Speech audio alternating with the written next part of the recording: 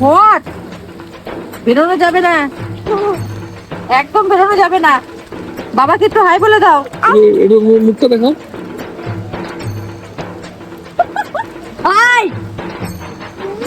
না না বলছি কিন্তু, না না বলছি কিন্তু।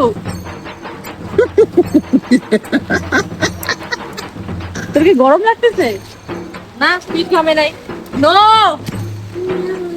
নো। চলো চল। এইভাবে যাবা? হ্যাঁ, আমরা এভাবেই যাবো। মা আসুন। এটা না। Subscribe.